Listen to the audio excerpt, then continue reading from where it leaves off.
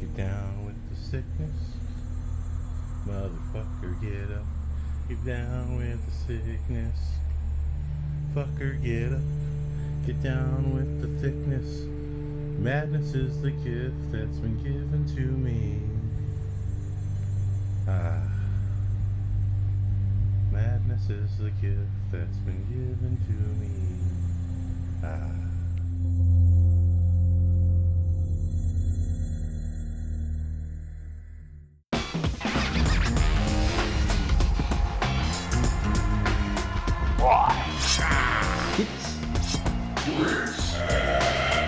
Gut reaction.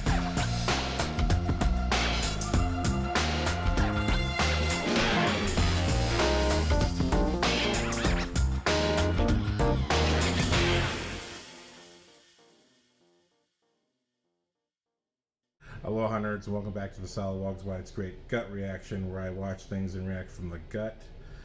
On this show, I just said what I do. Okay. All right. So yesterday I had the pleasure of watching Joker, Folie, Deux. I'd seen many negative reviews over the past few days. It came out last Friday. A lot of people saying they didn't like it. I got the Rotten Tomatoes score and it went down, blah, blah, blah. Oh, that's not making that much money domestically. Okay, you know, all of these could be points to it being a bad movie, but I disagree. Actually, I had a wonderful time right from the start of this movie. Literally, the first half an hour of this movie, I was sitting there thinking, how in the hell did people not like this movie? It is already more fun and more entertaining from the start than the first movie was. Because the first movie, to me, was very heavy-handed, so grim. I loved it more and appreciated it more on rewatches, but the first time I watched it, I thought the beginning was just offensively heavy-handed. I was like, Jesus, okay, this guy's got a hill to climb. But that was the whole point of that movie, and that's fine. And I thought, you know, going into this movie, it starts off with this really adorable mini spoiler. It starts off with this really adorable Looney Tunes cartoon that kind of, if you're paying attention, it really says everything it needs to say about the first Joker, while at the same time kind of giving us a window both into where this movie's going to go and what's happened to Joker since the first movie. So I really liked that a lot, because when we start and we go back to Arthur and he's in Arkham Asylum, he is in a very withdrawn, bleak place. You know, he barely talks for the first 20 minutes of this movie. And it is only upon seeing Harley Quinn and her arriving in his life that light comes back, that color comes back. And I don't understand why people say she's not in the movie much. She's literally, there is no movie if she's not in it. She's Joker's other half for this entire movie. And so many of the things that happen in the film wouldn't happen without her being there. But yeah, I really felt like, man, okay, we're starting off low again. Arthur's kind of in a low point at Arkham Asylum, and Lady Gaga is his bright, shining sunlight, which is, in some ways, if you think about it, it's kind of the reverse of their relationship in the cartoon where Harley Quinn came from, where hey, Puddin', you know, Joker was the son to Harley Quinn. Their relationship starting out with her being his psychiatrist. Now, I wish that was the origin of her in this movie, because I feel like if they'd gone with that, there's something that could have been done that was brilliant. But the way that they did go, I think was brilliant and kind of relevant to today, is that she's more of a fan. She's a fellow crazy, and she's a fan of what Joker did. What he did opened up her eyes to this different kind of way of being. So she's a fanatic for Joker. But that very thing is kind of the problem.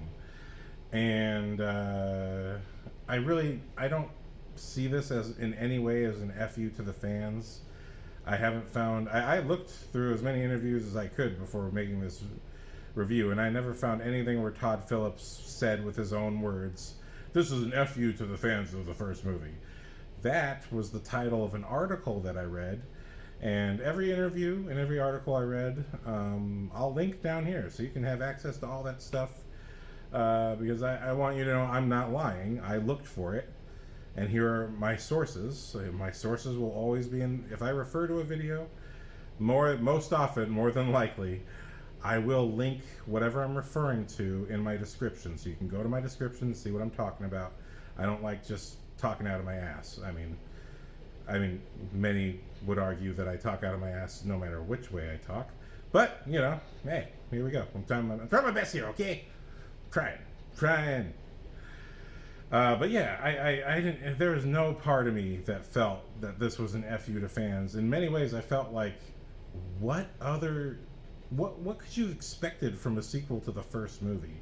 If you're really paying attention to that first film, I feel like there's nothing about this movie that you should not have at least seen coming. I mean, think about how grim and dark the first 75% of the first Joker is. I mean, it's so grim and dark that, like I said, I came out of that movie feeling that this is heavy-handed. It didn't need to go that far, but it did.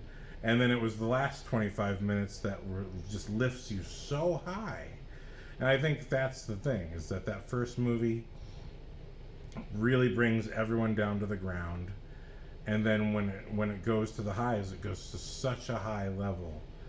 It's like this ultimate dopamine hit. And people wanted that experience again with this movie, but they wanted it in spades because it's a sequel. They wanted the Terminator 2 to the first Terminator when it comes to Joker 2. They wanted way more flesh, way more pounds of flesh. But I could see right away, right from the opening cartoon, that's really not what this movie's going to be. And there's hints with Harley Quinn's character. Oh, this is not going to be the same Harley Quinn that we know from the cartoon. And definitely nothing to do with Margot Robbie's. But for me, this was like the opposite, where the first 75% of this movie, I'm like, this is so good. This is everything I would have, not that I would have expected, I could not have imagined any of this movie happening. But everything happening felt like this totally feels like the same people are making it, that this is the next step, the next logical step to what they did. Because I was really when I saw that first movie, I watched it 3 times, and I watched it the first time in theaters, showed a few friends. Every time I watched it, I appreciated it more, and I saw more, because that was one where the world thought it was good, and I was like, what's wrong with all of you? It's kind of bad, you know what I mean? And then, as I watched it, I was like, oh no, this is what's going on with this movie. I think I judged it, my gut reaction was very intensely against the first 75% of the movie. And mixed feelings, but entertaining on the last 25% of the movie. And this was the opposite, where the first 75%, I'm so all in. I don't get why people would even bother hating on this movie no matter how it ends, because I felt like it's just such a good ride. But yeah, when we get to that last 25 minutes of the movie, I don't want to spoil what happens. I think you should really, if you're out there and you're formulating an opinion based on reviews and based on things people are telling you, whether they're giving you spoilers or not, I think that's all good and fine if you want to get those perspectives. But I say go in with an open mind and think for yourself. And not only that, really think about what the first movie had to say. And if you really have the understanding of what the first movie was about, I don't think you're going to have any problem with this movie. I think the very last scene is a shocker. It is a real shocker. But how we get there, I mean, I think at a certain point there's a reason for it all to be happening. And because I could see the reason as I was watching it, and I'm still thinking about it now, I just thought, wow, okay, I don't want to judge this harshly. I kind of want to see this again now that I know everything. Because once you get through the whole movie and you know what's going on, you realize that certain things that were said earlier, they have repercussions later. I feel like once you get there, it's like, oh, this is even more so less the movie than I thought it was, because what the message is coming out at the end. And I just, yeah, I don't want to get into spoilers, but I really enjoyed this movie. So yeah, if you're looking for the first movie again, you will be disappointed. This is not going to be the first movie again. Well, there'll be the bleakness, but I think it's very important for you to just keep your mind open. I think it is in many ways a sheer improvement on the first movie. Like I said, I felt the first movie was heavy-handed. I felt this movie was a little bit more elevated. I thought this movie had a really strong sense of how to take us to the lows without necessarily breaking our ribs too. You know what I mean? When Joker 1 starts off and he is just getting beat up by teenagers, I was like, oh no, we're starting here. Oh, this movie's gonna be miserable. You know what I mean? But you know, yeah, it's still a great film, and I appreciate it. Again, more now than ever before.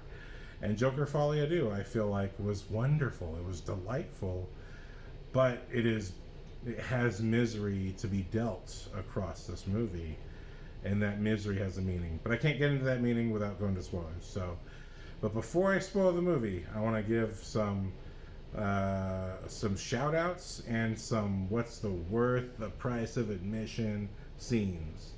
But first, shout outs, I want to shout out to the cast and crew. Right up front, Brendan Gleeson plays the main guard that looks after Joker in this movie. I first saw him in Mission Impossible 2. My aunt took me to the theaters to see Mission Impossible 2 and Titan AE on the same day. Brendan Gleeson played the stuffy businessman that was being taken advantage of by the bad guy in that movie. But he was also in 28 Days Later as the dad. He was in Harry Potter as the guy with the crazy eye. I forgot his name now. I love those movies and books, but he was in The Village. He's been in so many things. Troy, Braveheart. For what small a role this was, he made it bigger and better.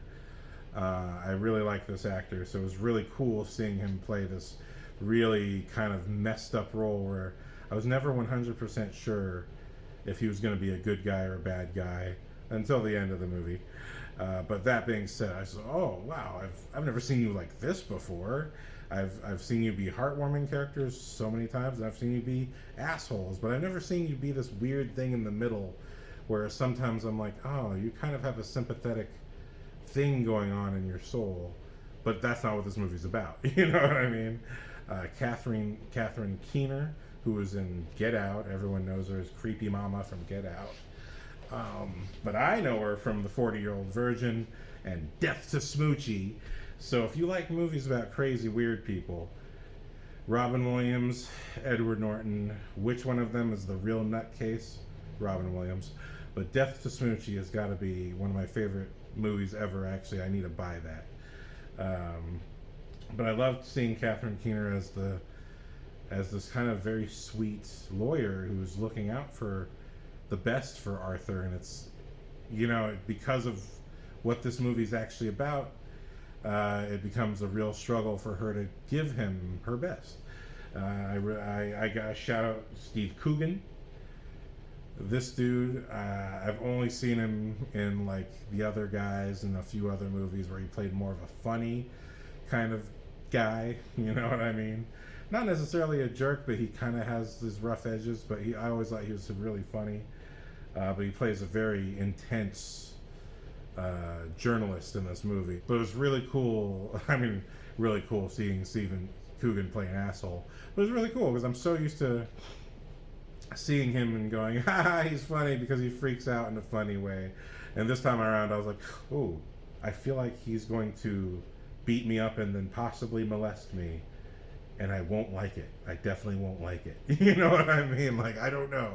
He seems really creepy in this, and it's only one scene, but I've never been so creeped out by someone so quickly.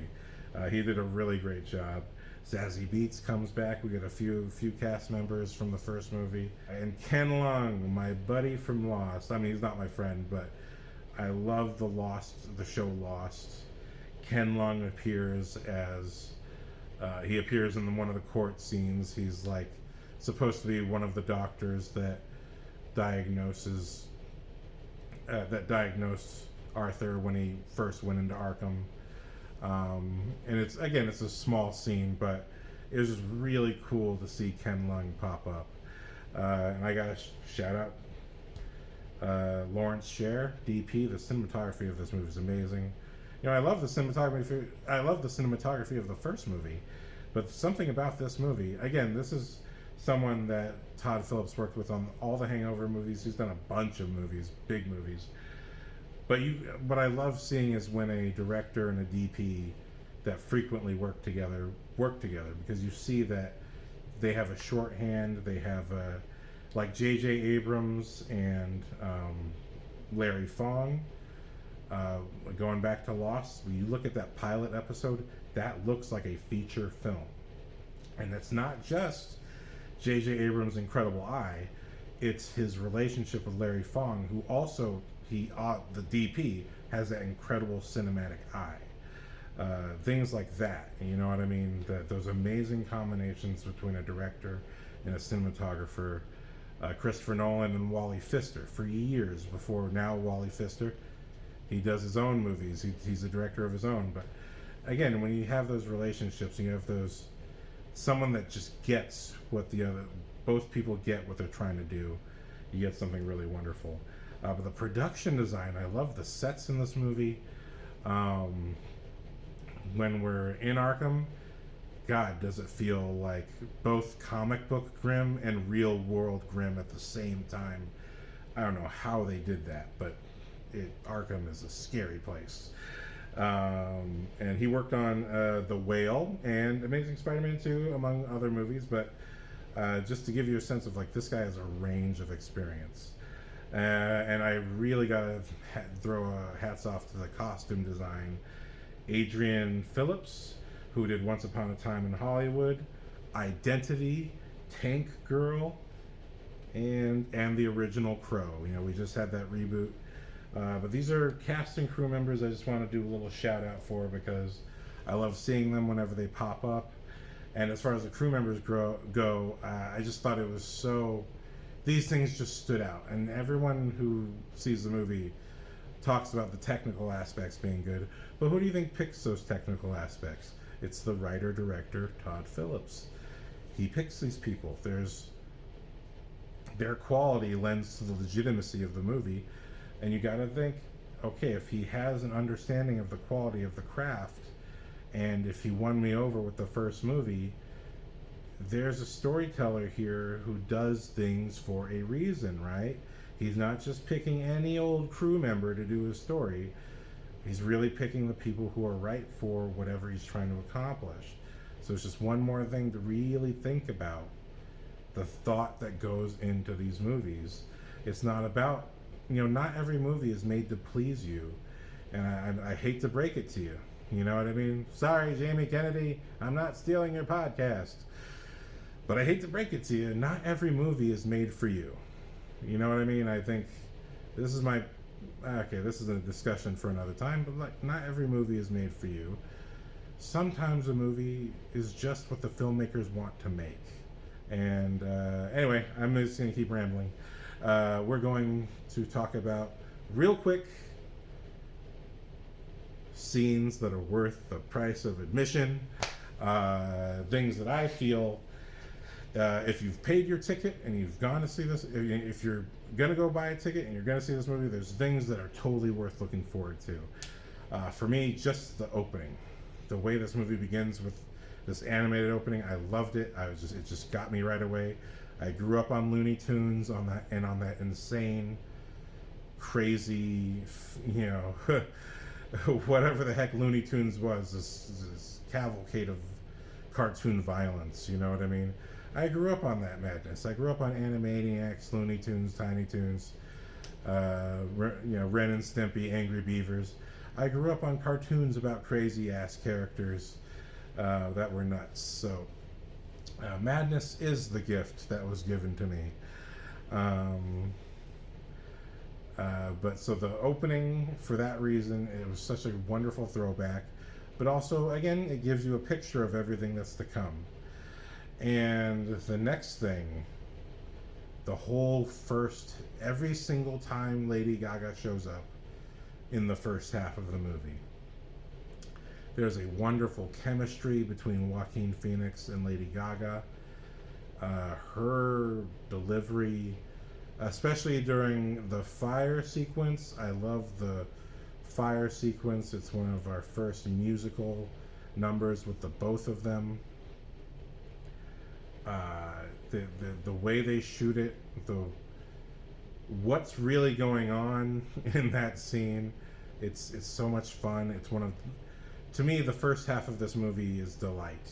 You know what I mean? Or the first, 75% of the movie is delight, because it is the two young lovers honeymooning, going back and forth in the drama, what's happening.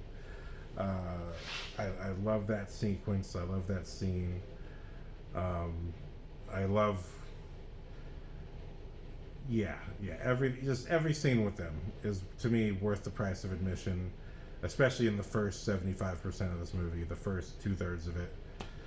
What a great time. And finally, is there anything from the ending? Okay, so this is actually the downer. But there is a key scene that happens toward the end, not at the end, but there's a key scene that happens toward the end. And it's not a happy scene, but it troubled me. It really hit me. Where Joker gets some comeuppance for something he says about some characters, and those characters confront him. And that scene, like I said, it's in the later end of the movie, and it changes things. But that scene left me so unsettled that I could not stop thinking about it all the way till the final scene of the movie. And even then I was like, oh, but what? Good God, what did they do? Because also what they do in the following scene, everything that happens there shook me. Because it was like, again, the first 75% of this movie is delight. And then there's grimness again. And the scene where that grimness returns, I'm not saying it's worth the price of admission because of entertainment value, but just because of sheer how the nature of how it shifts the story is so intense. And it really rocked me. And I think that if you pay attention to that part, everything about how this movie ends should make sense to you, I feel. And actually, one of the interviews Todd talks about, he refers to one of those scenes, and he's like, yeah, that's the reason the movie ends the way it ends. And I think it's 100% valid. But okay, that's all I can say for spoiler freeness. But I really thought it was a great piece of art from Todd Phillips and cast and crew. Lady Gaga was wonderful. She is not a small part of this movie. She is the reason for the movie. She is very much the motivator for so much of what happens. So even though it is a bit of a slow movie, I did feel a little bit, I felt it was a bit slow at a certain point. Again, that's in the later half of the movie, the later section. But I still felt that what we're looking at when we look at a movie, what I look for as a filmmaker and a storyteller, is the story still being told? And what is a story? It's a character going through conflict, and what is overarching in that story. If you look at my Final Cut podcast, my new podcast, TheSalawag's Final Cut, I go into it a little bit.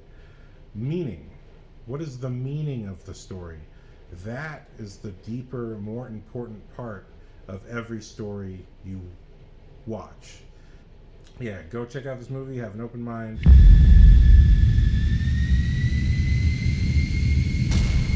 Alright, aloha. Okay, here we go into spoilers. I just want to let you know The following is a conversation between me and my friend. I call her the Amazing Z, best friend for many years. We went to college together, studied film together.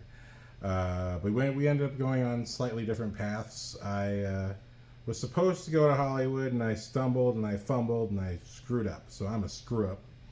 So that's how good all of my advice and words are. But I stayed with videography. I stayed making short films. I did work with a friend who was a stunt guy for a long time. So I have a lot of different fun experiences in the film world. And my friend, on the other hand, she went and had a family. So that was very beautiful. I'm very close with her family. It's really nice to have a friend for so long, over 15 years. And the reason I like to have her on my podcast is oftentimes she will catch something that I never caught, or see something from a point of view that I never considered before. Like I complained about Zod and Man of Steel, and she had this perspective on it that really blew my mind. I mean, oh wow, okay, that's an interesting perspective. And so I have her in the upcoming segment. So I hope you enjoy that. And I've decided to go audio only, so you'll just see this picture of us before the movie started that I took. So I hope you enjoy that, and here we go. All right, you ready for this? Yeah. All right. Aloha nerds, and welcome back to TheSalawag's Why It's Great Gut Reaction, where I watch things and react from the gut. And joining me today is the Amazing Z, because we just watched Joker, Folie, Deux. Folie, Deux? Folie, Deux? Weird. Folie, Deux? I don't know. It sounds like French cuisine for a dude. Yeah. Like stuffed duck or roasted duck or something. Perhaps this was French cuisine, as it was not for everybody.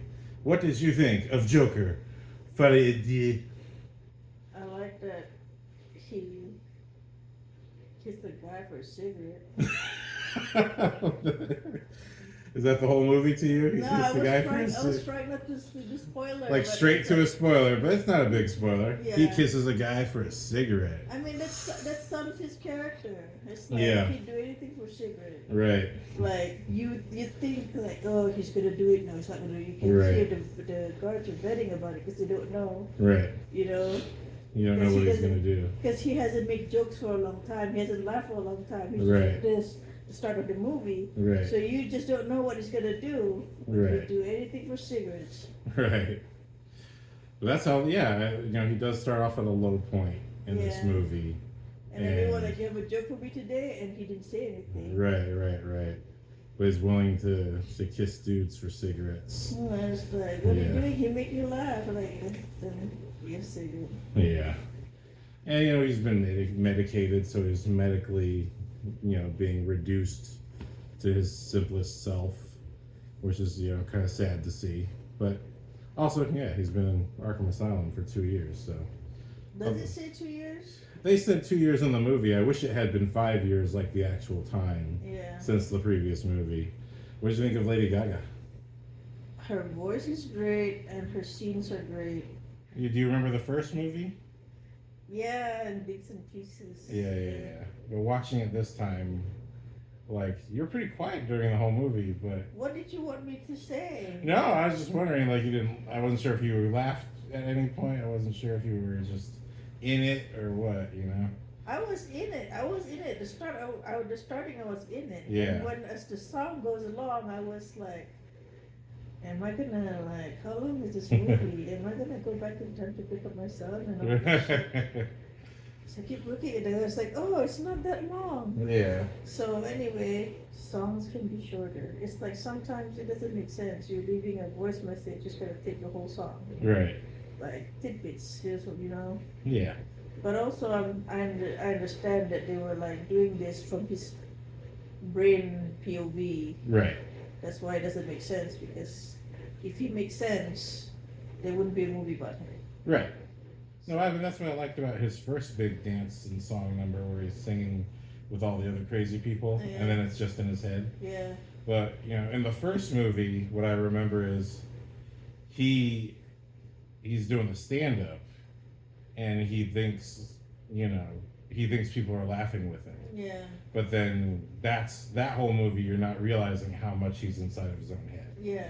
And then in this movie, it's like he's realized it, and he knows he's inside of his own head, so it's fleshed out this time. So I just felt like I was just going along with it, knowing that. But I mean, I like the music overall. I just think in the second half it became too much. No, that's what I meant. Yeah, That's what I meant. Yeah. I was in it for the first half of the movie. Then Yeah. after that, I was like, what time is it? I thought the first half of the movie just flowed. It was perfect. It was everything I could have If wanted. a movie makes you think, like, what time is it? Do I have to go now? You took me out of it. It's too long. What do you think about it? I mean, I like it. I said in the car, I really loved the first 75% of the movie. I thought it flowed every song. Like you just said, it was part of his subjective experience. That's why I didn't think, and there's a big deal a lot of people make about him, the songs being off key and that's very raw. But I just felt like That's him. I know that to me, that's him. It's not supposed to be a perfect musical. He is crazy. To me, I felt like what it felt like was like when you sing in the shower. You know what I mean? And this is him allowing himself to sing around the world. Yeah. Like he's in the shower, because that's what he really feels. Because there's this beautiful thing in the first movie after he kills the people on the train where it was scripted that he hides the gun and he freaks out and takes his makeup off and all this stuff. And then when they were shooting it, they realized that just doesn't feel like this guy. And that's why instead of that happening, what we get in the movie is he gets this beautiful religious musical experience where he does a little dance in the bathroom. You remember that? Yeah. And that's his inner heart. They figured out while they were making the movie that music is the inner soul of Joker, and that the whole movie is him realizing that these dark thoughts he has, this dark murderous person in him, is the real him, and Arthur Fleck is just what was put on him to be in front of the world. That's what they talked about in the behind the scenes. So in this movie, when his visions are fleshed out and he's aware that they're visions, you know what I mean? That's kind of what I take from it. It's like, this is him, he's stuck in Arkham, he can't get out. But all his musical sequences are just about him. They're him consciously escaping. That's why they're so vivid and beautiful. They're not kind of raw and are they fantasy or are they not? Yeah. Like, I love the huge Harley Quinn numbers on the stages, I thought those were beautiful. Those really, captured me. But to me, that's him truly, consciously being in his fantasy. Whereas when he's just sort of singing raw around with other people, including with Lady Gaga, and I don't know how some people say her voice sounds bad. I'm like, she cannot make her voice sound bad. You know what I mean? Her voice sounds wonderful, even in this kind of raw version. But I was just stunned by how well it all flowed together. Again, just the last 35% of the movie for me started to feel a little long on the tooth. But I don't know what I would take out, because that first half especially, every musical sequence is tied to something he's dealing with, which, go on. No, I don't mean like the musical numbers. Yeah. Like the one over the phone. Oh, That's yeah. a full song. Right. The one at the guardhouse, that's a full song. Right. When it's in the songs, it's cut short, like even like. Yeah, I think probably there is where it could have been a bit shorter, yeah. When he's just in his. But I like the one in the crazy house. I like that one a lot. There's a few in the crazy house. The Yeah. one that they returned him and they were all eating and he just started, Right. like all the scenes are marching in. Right. So anyway, overall, let's talk some of the characters. Yeah. I don't like Harvey Dent's casting. He's too young. Yeah. Watching a high school kid playing like I'm gonna go to my dad's office today and put on a suit. Yeah. He's just too young. He was playing the corny 80s. He's playing the corny 80s movie lawyer rather than being it. You know what I mean? I feel like you need a guy who can really, or maybe the actor could have done it, but they just, were doing so much. I don't know. But I also felt that way where it felt like he was acting. You know what I mean? He didn't feel like the serious Harvey Dent who puts away criminals. And yeah, again, too young. I agree with that. Although who knows? Maybe in real life he's like 45. Yeah. He can't be. Just one of those people that you put the makeup on and you can't even tell. So we can see where everyone's head at when Lady Gaga confronted the lawyer in front of all the press. Right. And it's like, you're doing a bad job, blah, blah, blah, blah. Right. And she's like, you think he's going to walk out of here with you tomorrow? Right. Something like that. Yeah. So it's like it shows the lawyer's mentality, even though she's defending him, she doesn't think she's going to get really going to walk out. Well, of course, yeah. Lady Gaga's defending him, but think he's going to walk out. Right. So it shows everyone's mentality. That's like it lays everyone's thoughts on the cards without dialogue. Right. But you can tell there's just talking, and you can see Harvey Dent, what kind of person he is, just for his expression. Right. Like he's cocky, young, wet under the ears. Like can't wait to make his break and whatnot. Yep. Just by their storytelling there, the storytelling in all the things.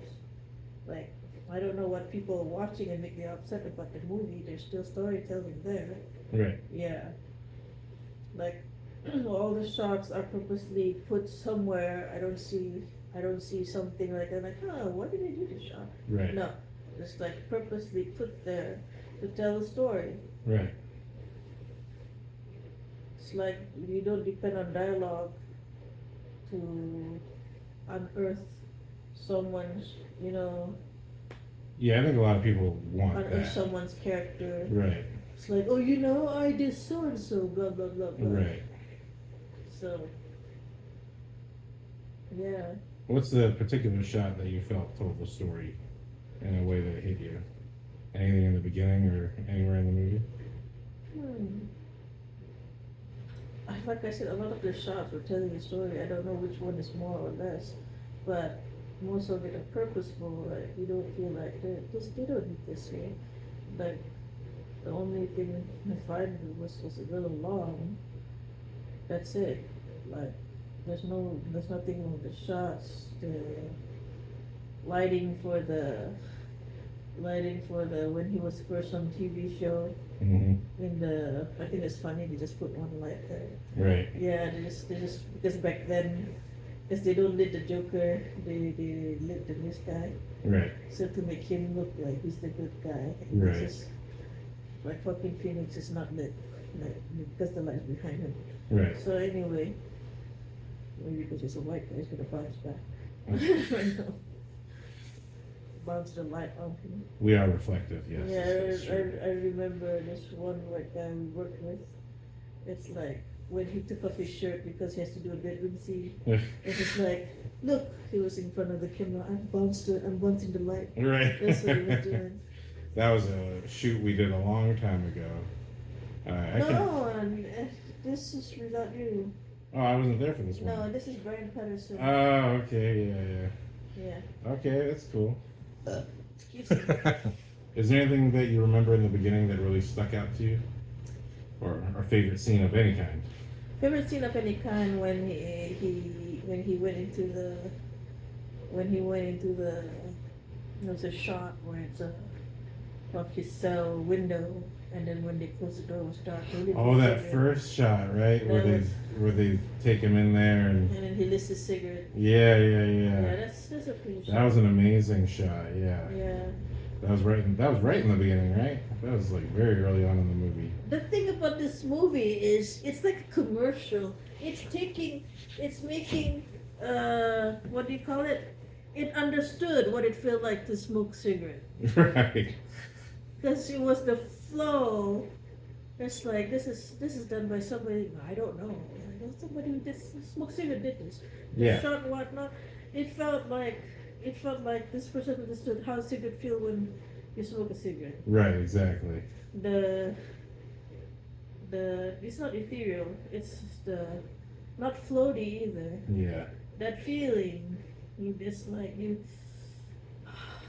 Relax. And I see that it's not relaxed either. It's just something that pulls you higher a little. Yeah. And I see in all these shots, I'm like, fuck, I really want to go smoke now. That was really bad. I've never been that bad in a theater. I could always withstand 4 hours, Right. 6 hours. Right.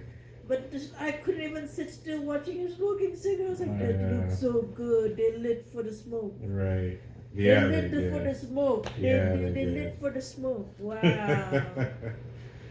Yeah. Well, it's kind of funny because in the beginning of the movie, it's like you said, he would do anything for that cigarette. But as the movie goes on, the cigarette just kind of becomes part of him feeling elevated, like you're saying. Because after he meets Harley, it's like right away you see like a light turns on in him. Because at first he thinks, "Did that girl look at me? Is that girl thinking about me?" And then when they actually meet, that's when he starts singing. That's what brings the singing in. You know what I mean? That's what starts in all the music that happens in the movie. Now the scene that I don't know whether real or not is when she get into the hole, where he had to spend 2 weeks in the hole. Oh yeah. And then she's like, "The God let me in." Like, right. What did she do? Did she like suck their cock or something? That's what I thought. That's It's what I like- thought. Because she Or did say, if "I would that- do anything for you." Yeah, but did that really happen? Yeah. He did ask, "Is this real?" Yeah. You know what I mean? And she And talks. you can't tell. Yeah. That's the thing, because it is set up in the previous movie. Like, he fantasizes. But the movies typically, like, this movie gave us no flashback, "Oh, here's the real scene." You know what I mean? Yeah. It didn't give us any of that. It just, I felt like it cut out and he was aware of his fantasy. You know what I mean? Like, once he knew what his problem was at the end of the first movie, I feel like he was very keenly aware then what his fantasy was and what it wasn't, you know? Whereas in the first movie, it seemed like he couldn't quite tell because he was trying to be Arthur Fleck. I really like when the first time they break out or try to break out, Yeah. and she sets the place on fire, which I like that. Again, that's what made me feel so much like this is us. This is just the musical of the crazy person singing in the shower, but in their mind, they're singing on a beautiful stage. You know what I mean? Of course. That's what, because when we're literally watching them dancing as the building's on fire and the ambulance goes by, and it feels like we're a man on the street just watching it. You know what I mean? Like, what's going on with those crazy people dancing in front of that burning building? You know what I mean? Like, it just, that's how it feels. Yeah. Like, that movie goes out of its way to make you feel like you're just some pedestrian watching these things happening. You know what I mean? At time, it goes back and forth between this pedestrian view and inside of Arthur's head, you know? Yeah. But I love that shot of seeing them dance together because it was just like, this is the shared madness. And I've heard a lot of people say that Lady Gaga wasn't in it enough. She's in this whole freaking movie. She's the reason the movie's happening. You know what I mean? No Lady Gaga. There's no movie here. But yeah, I like that. Although it still frustrates me that we didn't get like the cartoon origin, you know, where she's the therapist and he convinces her, or he pulls the madness out of her.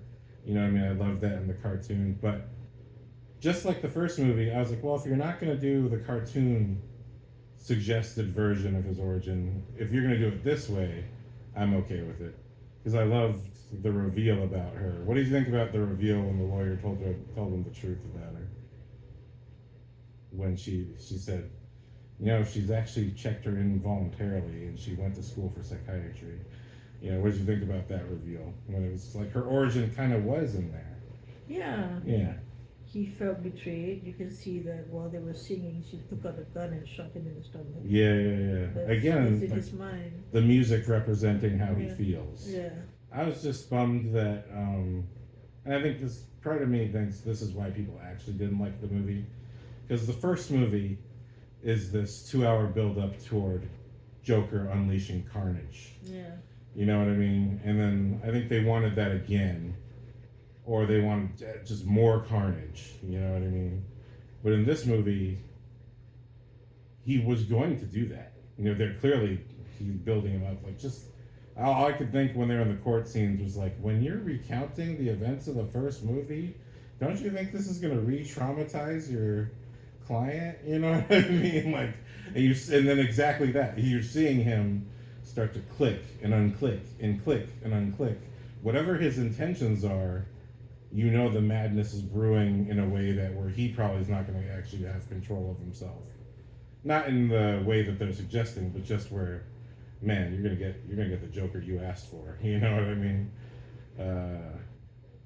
But I think it haunts me at the end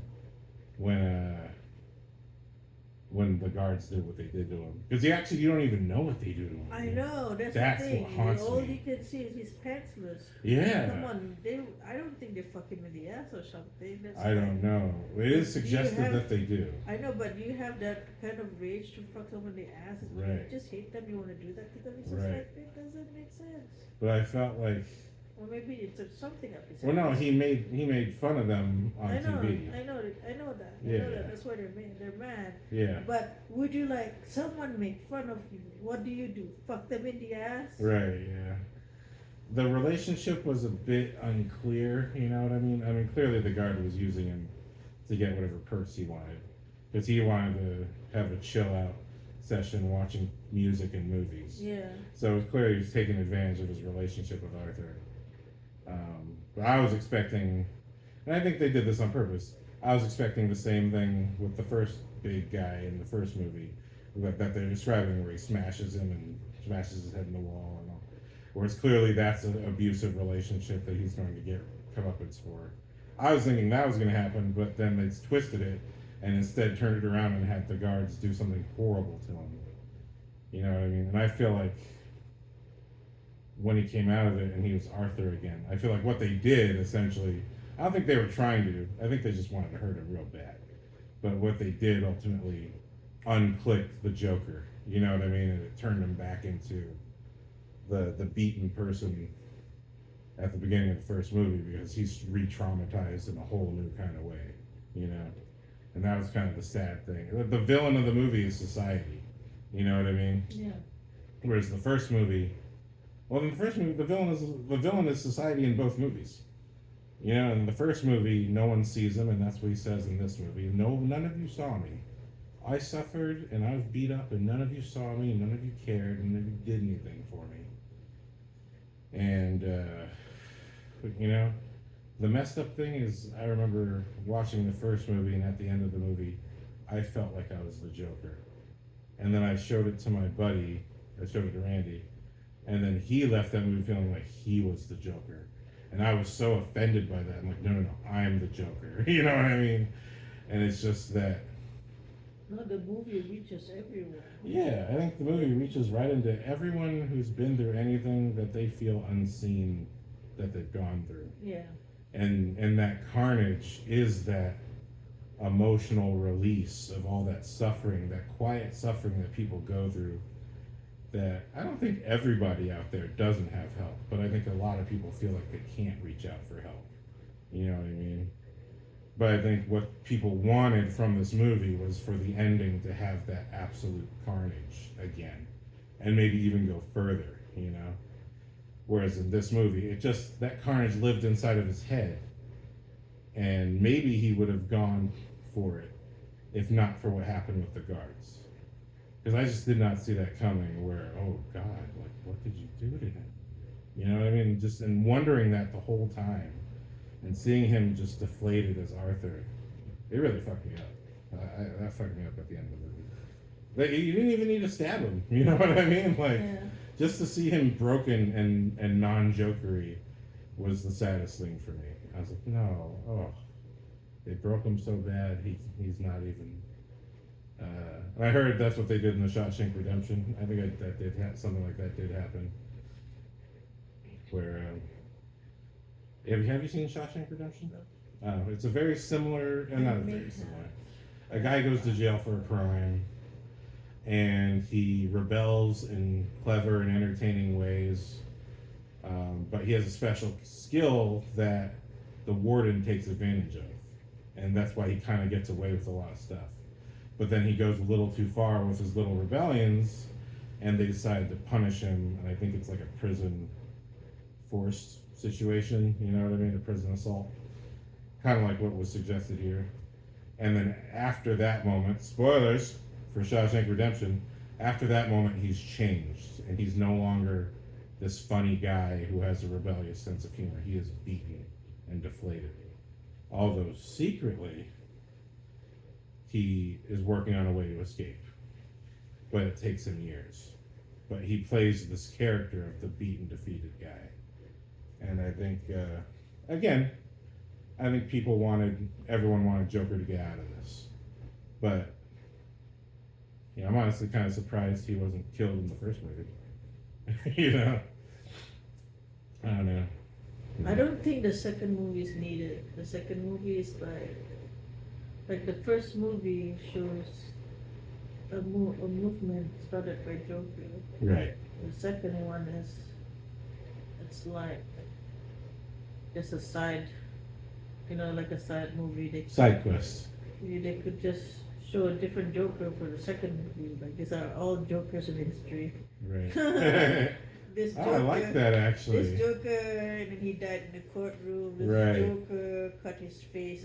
This Joker. Right. So it's like the Joker evolved over the years. Just like Right. Batman. Come on, like Joker. Yeah. Joker has been around as long as Batman has been around. So Yeah. it evolved. Batman evolved. Joker should evolve too. Yeah, I like So that. we have many types of Jokers. Yeah. So yeah, it makes sense then.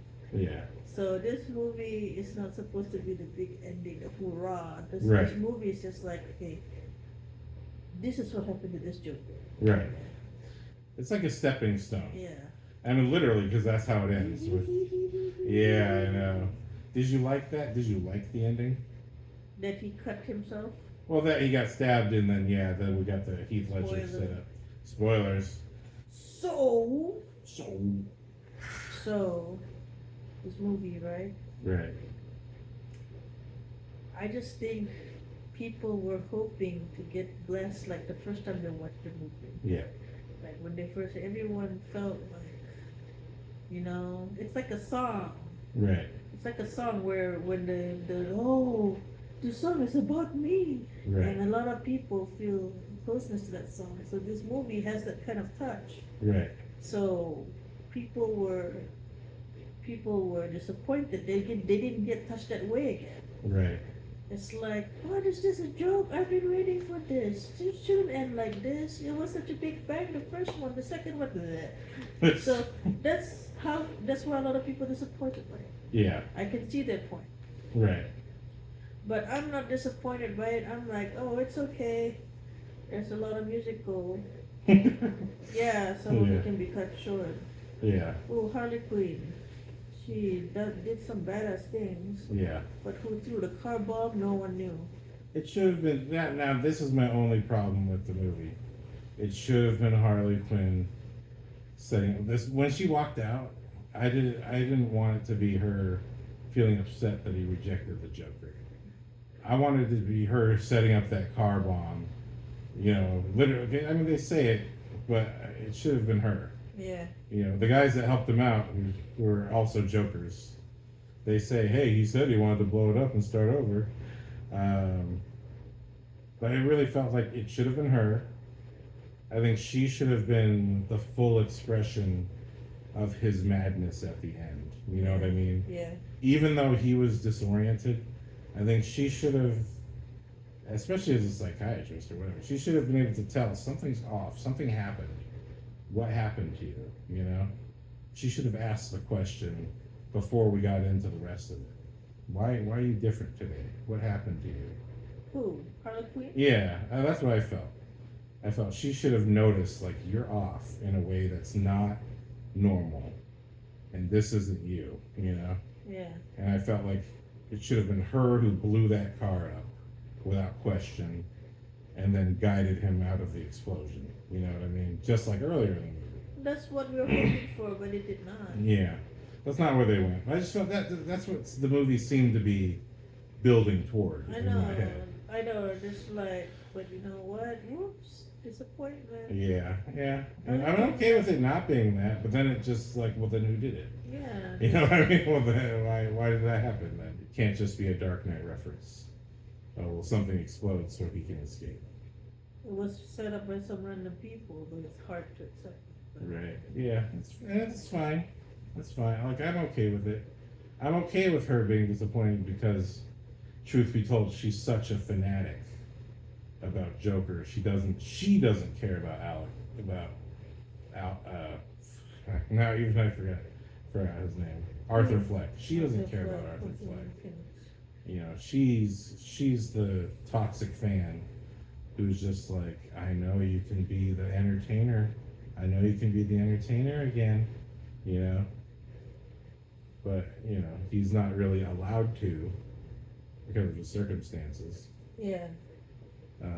But at the same time, yeah, I was okay with it not being her because she was heartbroken. It's like, don't meet your heroes. You know what I mean? She met her hero, and it turned out her hero was like, after 5 minutes of having fun, it's like, oh, actually, you know what? I'm not this guy. You know what I mean? Yeah. It's like that's the time he lost his virginity. Right, yeah. That's crazy. Yeah. It's like, I'm not this guy. I'm something else. But there was the one, like that song, I felt like she should not have sung there. Like, if you're truly broken and this is done, don't sing to him. You know what I mean? Like, I don't get that. But I understand maybe it's from his own point of view. No, she's still crazy. Oh, yeah. That's why she's singing. But he said, don't sing, no singing. Right. Because he's like, okay, this is real now. Right. And she's like, no, Right. I'm still in my own world, and you don't want to be in that world. That's fine. I'm just going bye-bye. Right. But I wonder who his visitor was. Was it her or, you know? No, I think they made it up so the guy can shift him. Oh, maybe. Yeah, because he didn't come back. Yeah, he didn't come back. He didn't even look. That was very freaky. Yeah. But all in all, I liked it. I thought I had a really good time. Yeah. Just the ending was sad. You know, I wanted the happy ending. Yeah, but we always want the happy ending. No. Yeah. I don't. Oh. Okay. Yeah. What's the point of happy ending? I wanted him to get away with Harley at the end. No. And for them to start their reign of terror on Gotham. They can, what I think is, if they want to do the death, I bet people know by now. Mm. But if they want to do the death scene, make it more dramatic.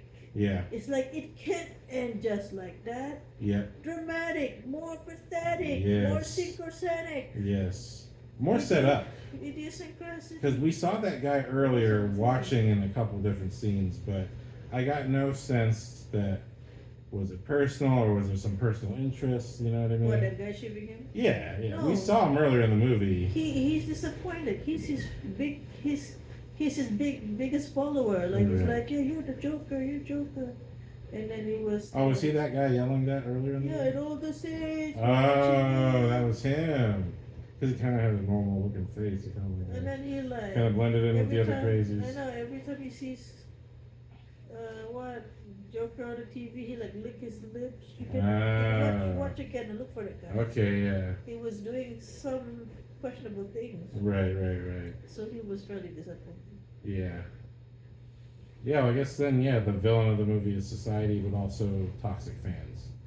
Like crazy toxic fans. Everyone wants what they want, you know? Yeah. And Arthur just wanted recognition. yeah, that's all he wanted. That's the thing. He's not. The movie is really selling us like, this is not the Joker that fights Batman. You know, this is a guy who happened to be a clown for these personal reasons, and you built a religious feeling about him around him because of something he did. Like, even in the first movie, he never wrote a note saying, and I'm saying, eat the rich, you know, ha ha ha ha ha. No, he killed the three guys because they were attacking him. It was really self-defense. Yeah. You know what I mean? That's the most messed up part. Is that his first murder was technically self-defense. But if he had just, you know, not gone on and killed the last guy, you know what I mean? and instead called the police, he might have had an okay case for himself. Yeah. You know, or something a little more reasonable. But you know, it was an example of, hey, the Joker's just not the Joker, or even the Joker. The Joker, or even this Joker, is just a guy who someone was being really awful to, and he got back at them. You know, and the sad thing is that he gets reduced to a guy that awful things happen to again. You know, I was like, that was the sad thing for me. I was like, man, you know, it was like the Bonnie and Clyde ending, where I was like, fuck, I didn't want them to get mowed down by the whole government. You know what I mean? Like, I know they were doing a lot of awful things, but that's what I really wanted, though. I wanted the third movie. I wanted there to be a third movie that was basically Bonnie and Clyde, where they do get gunned down at the end, but they are gunned down together living their fantasy. But instead, he gets shivved in the crazy hospital. Okay. Alright. I guess that's fine. Yeah. I don't think he died. No? I think they saved him. Really? I don't know. That's like one other thing if they're gonna make a third movie. That's true. We don't see him actually die. We see him breathing and he looks like he's gonna die. Yeah. It's like the little dreidel at the end of Inception. It's like, Yeah. did it wiggle or not? Did it wiggle? Okay, cool. Any more thoughts on Joker? Folie? I look like I just woke up. You do. You're kind of acting like you just woke up too. Yeah. It was kind of a dreary. It was kind of a dreary long experience. It's not a very long experience. It was like I did doze off a little. Physically, I thought you did. No, just like a second. Like Yeah. it didn't take long. Yeah. I was like, God, this time is so long. I know. There's a couple that I thought, yeah, for sure. I was like, if they could just trim down. I see the importance to the story, but if you just trim it down, that would be cool. You don't need to sing the whole song, but it's okay. You know what I mean? Yeah, it's cool. I had fun. I had a good time. Yeah. I really don't understand why people didn't like it, but I mean, I can see what them wanting more. I understand why people don't like it. Yeah. And yeah, I understand their point of view. Yeah. And you know, it's their point of view. So Yeah. it's like it's like I told you, because they're disappointed that they didn't get the feeling they get from the first one. Right. Like, I'm Joker. Now I'm like, I'm not Joker. I'm not this pathetic guy. Right. Like, you reject him also, and that's what the movie's about. Right. Once he's not what you think he is, Right. everyone's rejecting him, including yourself. Right. Like, you don't want the movie to go that way. Right. So we are the audience and also the people in the movie. It's like how Right. quickly once you like not what they think, you get rejected, and that's everywhere. Yeah. Not just in the movie. So we're kind of like being a hypocrite. Right. Yeah. Well, I think that's what the movie's saying to the. I mean, I don't think it's saying "f you" to the fans. It's not saying fuck you to the fans. It's Yeah. like, this is you. Right. That's what they're telling the fans. Yeah. This is you. Once he say he's not something, you all gonna abandon him. Right. And we did. And we did, yeah. And we did. Yeah. Yeah, just like what Harley Quinn did, just like what all the fans did. Right. Yeah, we give him the same treatment. Yeah. That's why I said, like, you know. My feeling is, if you were a genuine fan of the first movie, you should be a fan of this, because it's offbeat and he is nuts. I mean, if you don't think he's nuts at the end of that movie, the first movie, I think you're nuts. You know what I mean? Yeah. Or you're too sane. You know what I mean? Yeah. I felt like, I love the first movie so much I thought it was me, but I also understood that means I recognize my own little madnesses. You know what I mean? And I like, even the movie says, he's not split personality. He's not mentally ill necessarily. He's just got a lot of damage from his specific sufferings. But his suffering is mostly loneliness. And he keeps saying it. No, it's not only loneliness. He was like, his mother humiliated him. Right. And stuff like that. People were humiliating him, were laughing at him. Right. when he found that out, he just go back to the show, and then he's like telling Murray, he's like, "You're not bringing me out here to cut us your heart. You want people to laugh at me, just Right. like this is who you really are." Right. So he recognized that. Right. He didn't do it on like, "Hey, I'm just kill you just because." No, Right.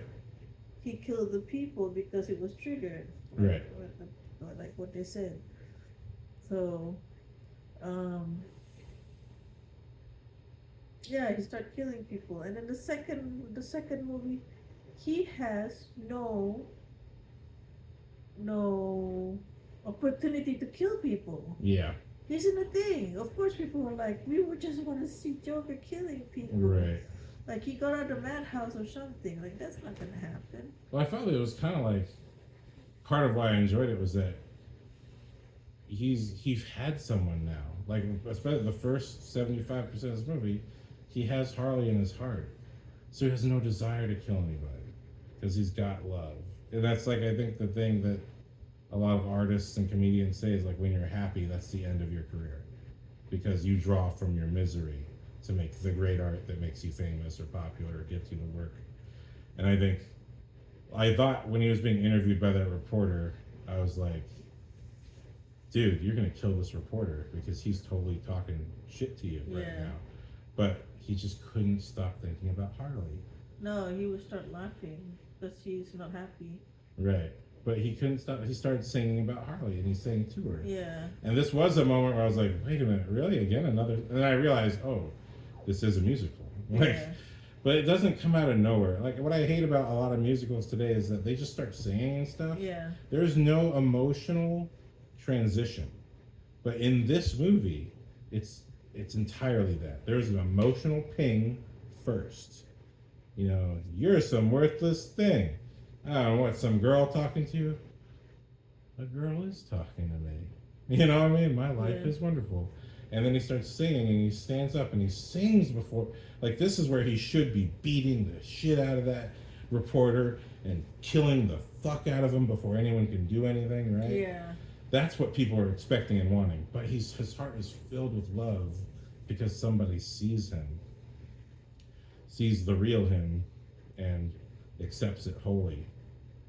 And so, and what I love is that because it's already said she left the crazy hospital, when he sings and then we know it's real because it goes on television, and then we see her seeing it.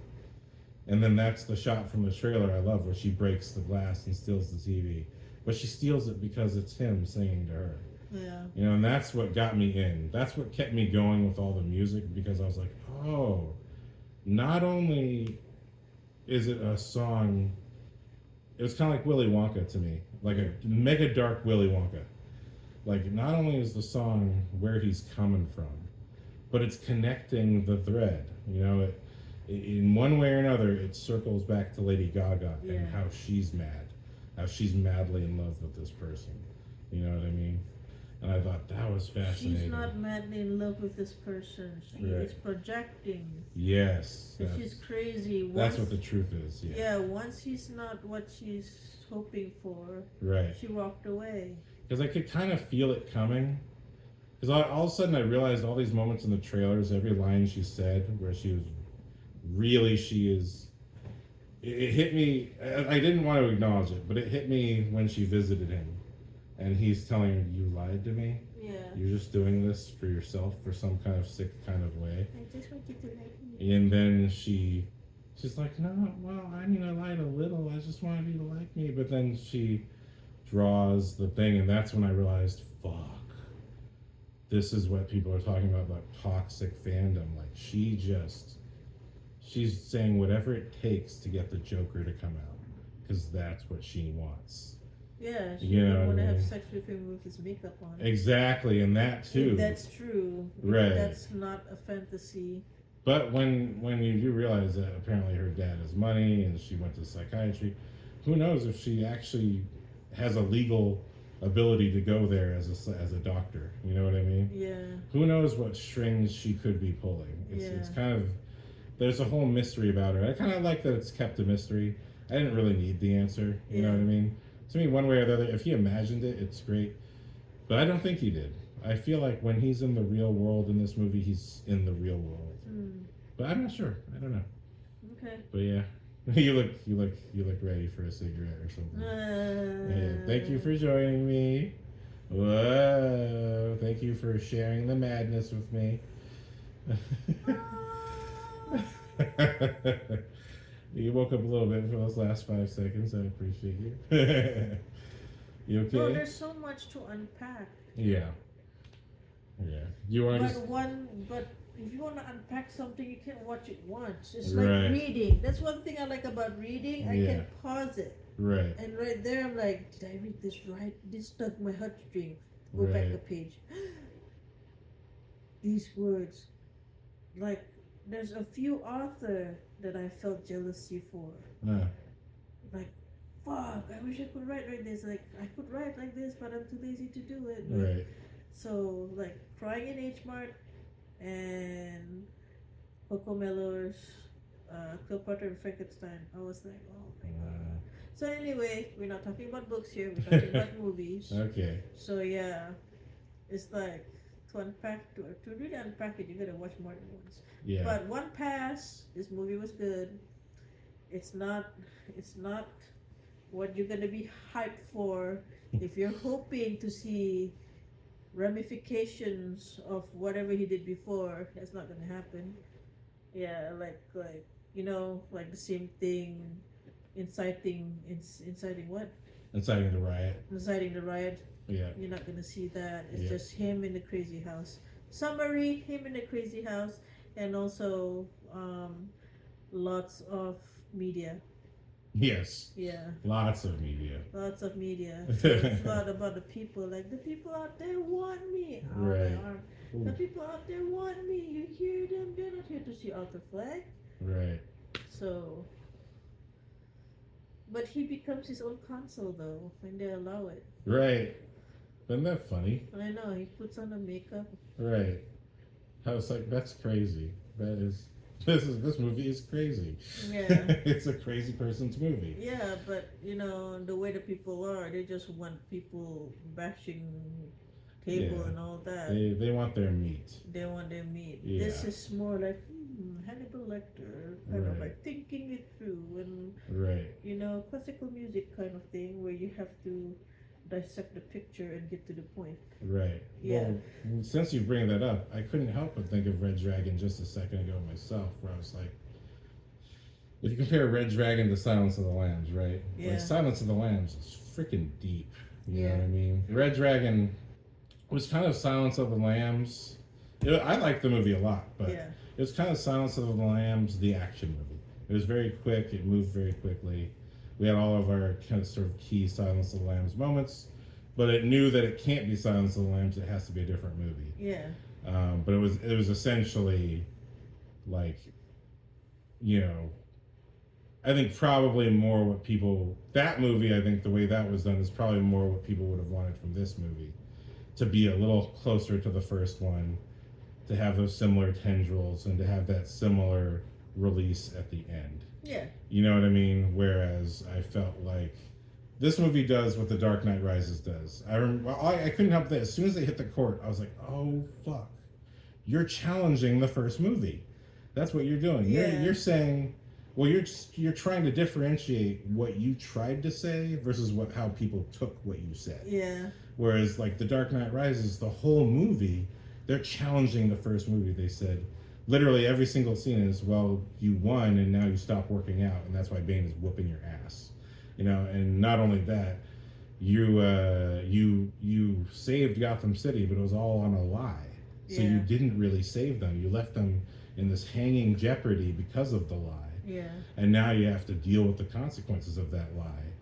And this movie is kind of saying the same thing. It's like, everyone here thinks that the Joker started a movement.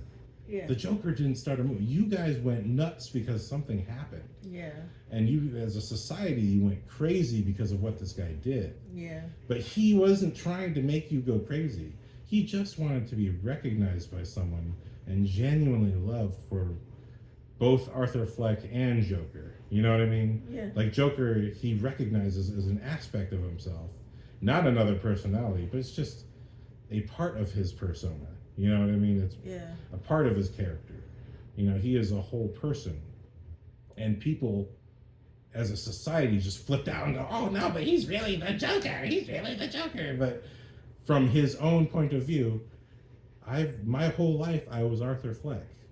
And I put on this makeup and I called myself Joker as an FU to this guy who called me a Joker before. I didn't pick it because, you know, that's my identity, you know? Yeah. Yeah. And people don't want that answer. People want the answer of, oh, you are Santa Claus, and you've always been Santa Claus, and you're just going to keep giving me little pounds of flesh whenever I want them. You know what I mean? Yeah. And that's why I really felt from this movie, is like the filmmaker, again, like the audience, I don't think it's an FU. I think it's the audience is taking it that way because they, like I said, if you were really a fan, you would have understood this in the first place from the first movie. You know, he was celebrating, he was enjoying being recognized, but all he wanted was to be recognized and seen.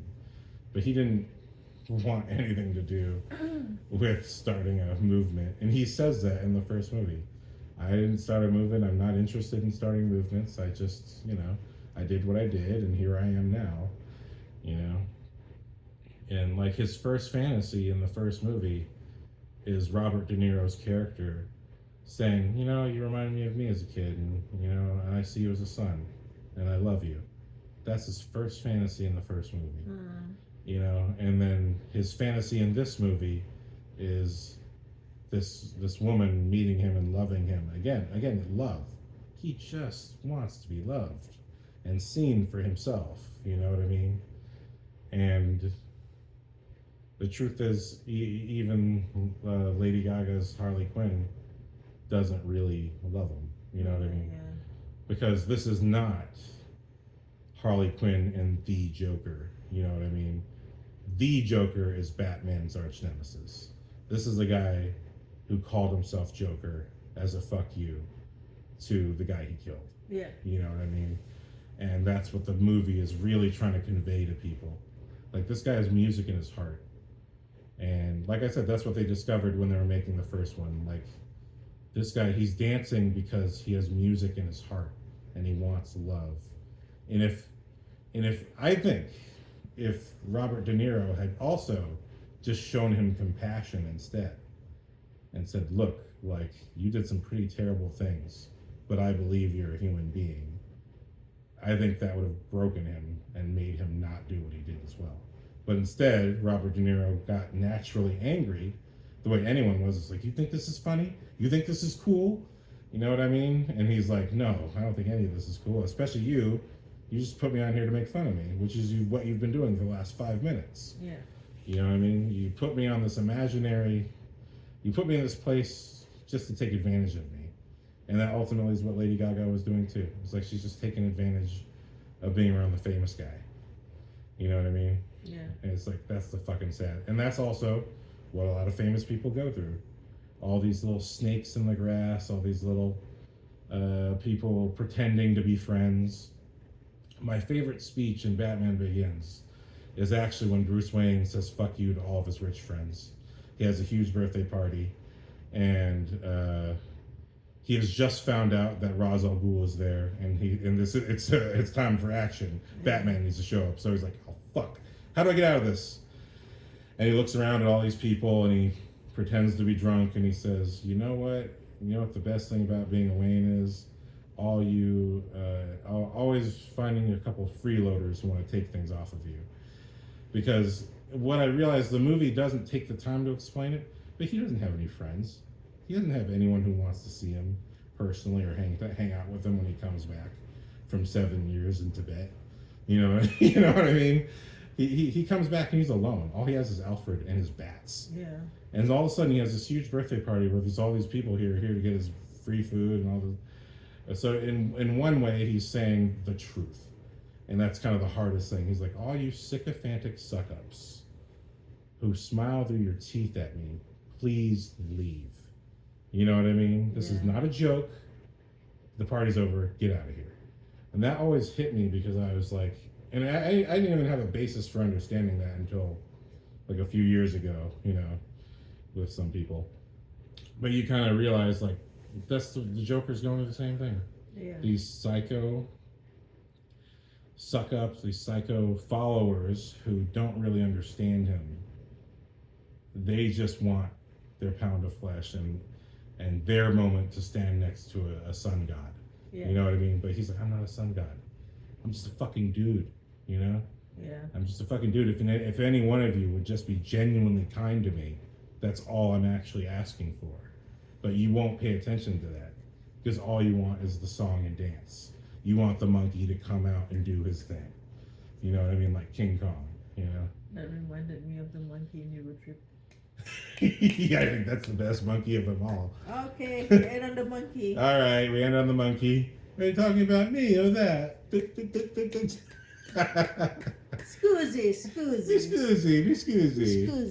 All right, thank you very much, Izzy. Bye. That was the amazing Z. Wow, the amazing. Nice. Well, I hope you enjoyed me and Z's conversation. Dear friend for so many years. What I do want to say, I just have a few more thoughts for you guys. This is an argument against some of the arguments that I just think are ridiculous for why this movie is somehow a failure. Look, we all have a movie inside of our heads, okay? And so it's understandable if a movie comes out and that's not the movie you have inside your head. But to me, I think the biggest criticism, or one of the most frequent criticisms I've seen of this movie being that, oh, it's not comic book accurate. Oh, it doesn't end with an official Joker to fight Batman. I just think those things are really ludicrous criticisms of this movie. Remember that Todd Phillips, the director, said that this is not the Joker. This is the guy that inspires the Joker in years to come. So in reality, he's not messing with comic book lore, or at least comic book lore related to the actual Crown Prince of Crime himself at all. And so if you wanted him to be the Joker at the end of this movie, or if you wanted someone to be the official Joker at the end of this movie, let's follow the logical conclusion to that, okay? The first movie takes place in what, 1982? It doesn't matter. It takes place somewhere in the 80s. And we know Bruce Wayne is 8 years old. Joker Folie takes place 2 years after, meaning that now Bruce Wayne is 10 years old. So if this movie is supposed to end with an actual Joker for Batman to fight, you're meaning to say that Joker has been running around causing terror in Gotham City for 20 years unchecked? I mean, there would not be a Gotham City for Batman to defend if that's the situation. And we all know Batman comes before Joker, the actual Joker. You know what I mean? So under the logic of the story itself, this is just the story of the guy that inspired the real guy. And you look at the movie, both 1 and 2, I mean, you're looking at the story of a guy who's got he's got mechanisms in his mind that don't work right. He has arrested development. He's never going to be the guy who can coherently make a plan. And Joker, if we know from the comics, the cartoons, and the movies, we know that the real Joker who fights Batman is around the same age, give or take 10 years or whatever. He's around the same age. He's about the same intelligence. You know what I mean? Joker has crazy plans. He's a chemist. He's an artist. He's got great intelligence. Joker is not the real Joker. The real Joker. The real Joker is not a crazy person. He is, well, not in the traditional sense. He is someone who, like Batman, one day something happened that broke him. This is an intelligent, capable person who something happened to that made them realize that their values were shifted. So what happened to the real Joker was that bad day happened and he realized there was no longer a need to be a good, normal person. And he committed to his vices, whatever they are, the madness, the violence. He committed to it. Arthur Fleck is not that. He is a guy who had really a lot of bad days. It wasn't just one bad day. He had bad days going back to childhood. And like he says at the end of the first movie, he werewolfed. The moon came out, he werewolfed. And that's really what the first movie is, about the guy who went nuts and werewolfed on live television. And in the second movie, he's still that same guy, except that, again, going through the Arkham situation, he has now been reduced back to the abuse victim that he was prior to the first movie even beginning. Except that his villains have much more power. You know, when Joker kills those 3 guys in the subway in the first movie, they were drunk, they were wasted. And Joker had a gun. He had a means to defend himself, a weapon that was more powerful than them. When the guards abuse Joker in Arkham Asylum, Joker has no power. He has no leverage to turn the tide against them. You know what I mean? And he's not the sharp, intelligent, and I hate that they say that, oh, you're the dim-witted, low IQ. It's not so much that. He's got arrested development. In his mind, he's still kind of a kid at heart. You know, he wouldn't even think to do these things. You know, and it's maybe the Joker werewolf part of him that would go straight to the violence. But other than that, you know what I mean? He's not a tactician. You know, that's not who this guy is. In many ways, you know, I don't think that when he was miming blowing his own head off that was an act. And even in this movie, he confirms that he did want to terminate himself at the Murray show. But when he got made fun of again, that's what made him change his mind. When I went to college, I was just a blockbuster dude. I love blockbuster movies. Blockbuster movies overtly explain themselves so that you don't have to think, right? So I don't think that, and in college, in art school, that is not respected. It's like, wow, so you're training people not to think by explaining everything to them. That's not what artists do. The whole point of art is to make people think. That was a real game changer for me in terms of how I saw movies, because I really had an ego when I went into film school, and it, you know, and it rubbed a lot of people the wrong way. But I realized as I went, all these lessons were so crucial to me to understanding what film really is.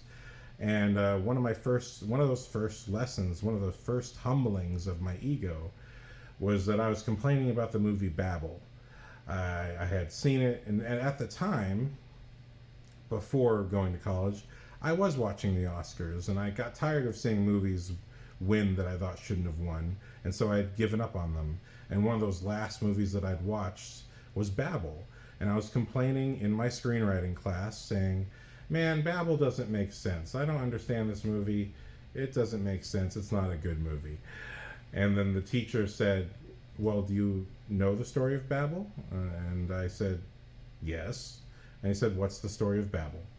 The story of Babel is about how people used to be able to talk to each other. Everyone used to have the same language, but God, and they were building a tower, but God destroyed the tower and made everyone speak gibberish so that they couldn't communicate with each other. And basically the teacher kind of said, well, then what's the movie Babel about?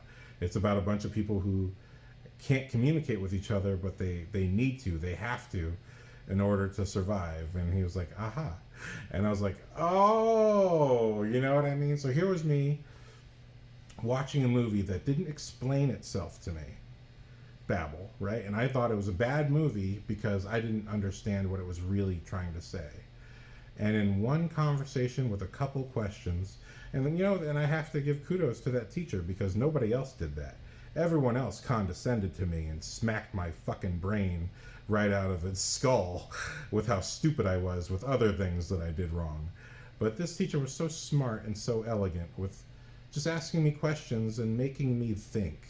He made me understand what the story was by making me think. And so that is one of those lessons that has always sat with me. But nonetheless, I too have disagreements with the film. And that will be shown in my other podcast, my new podcast, TheSalawag's Final Cut. It's podcasting time.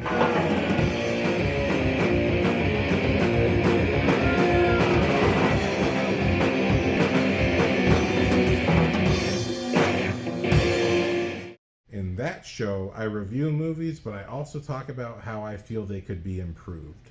So if you enjoyed this, or if you disagree with it, whatever, I do have a podcast where I say, here's things I think could make the movie better. But again, with the same tone of why it's great, I am not trying to talk down about the movie. I just felt there are ways that could have been improved that I think could make the audience be on the side of the movie. If you want to see me talk about how I think Joker Folie could be better, go see my podcast, The Final Cut. It should be coming out within a few days of this podcast coming out. So thank you very much for watching. See you next time on TheSalawag's Why It's Great Gut Reaction.